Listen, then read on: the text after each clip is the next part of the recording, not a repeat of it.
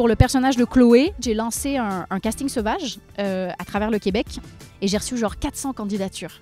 Et je les ai toutes regardées, toutes.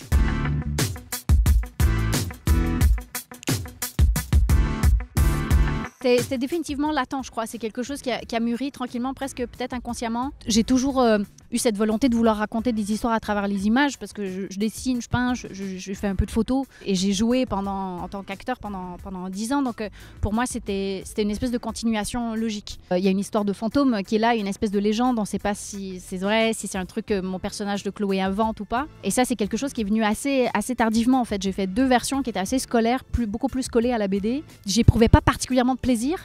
Et dès que j'ai eu cette idée justement d'y injecter de l'étrange, d'y injecter d'un peu de mélancolie, de cette histoire de légende de fantôme, c'est là que le récit a vraiment pris toute sa forme, quoi.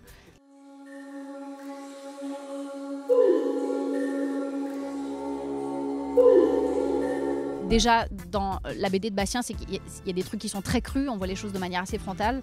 Et ça me plaisait énormément parce que c'est vrai que la sexualité au cinéma, parfois, on tourne autour, on n'est pas sûr, on ne veut pas trop montrer des adolescents faire ce genre de trucs, tout ça. Donc, et là, vraiment, il va comme ça, quoi. C'est vraiment genre, il n'y a aucun filtre. Et puis la fin, je ne vais pas la spoiler pour personne, mais ça jetait une espèce de voile de noirceur en fait sur tout le récit et lui donnait beaucoup plus de densité. Et pour moi, c'est vraiment la fin. C'est là que c'est le coup de grâce, quoi. Non, c'est sûr, il faut que je le fasse.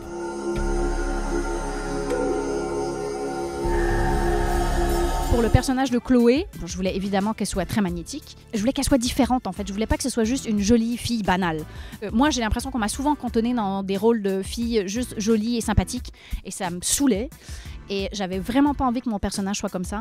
Et j'avais envie d'une fille que si elle est belle, c'est à son insu. Si elle est désirable, c'est à son insu. Je voulais pas qu'elle soit dans la minauderie. Je voulais qu'elle soit intelligente. Je voulais qu'elle soit profonde. Et ça se trouve pas à tous les coins de rue. Et ensuite, j'ai lancé un casting sauvage à travers le Québec. Et au début, je voulais juste recevoir le plus de vidéos possible de filles entre 15 et 19 ans. Et au début, pour faire mon premier tri, je leur ai juste demandé de me raconter un rêve qu'elles avaient fait.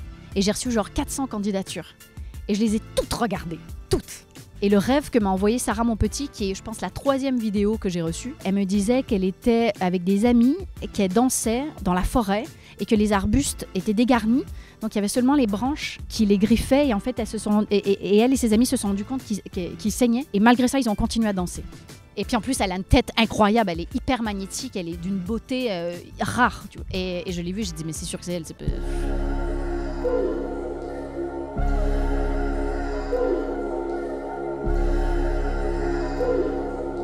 Très honnêtement, en ce moment, c'est pas un exercice qui m'intéresse. Déjà, je trouve que de se filmer, déjà, c'est assez ingrat. Je suis déjà très dure avec moi-même quand je me vois à l'écran, donc m'auto-diriger, ça va être un supplice total, quoi.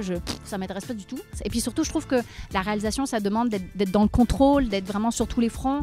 Et je trouve que le métier d'acteur demande justement de se laisser aller, de pas être dans le contrôle, de faire confiance, de se laisser porter. Et je trouve que les deux trucs sont incompatibles.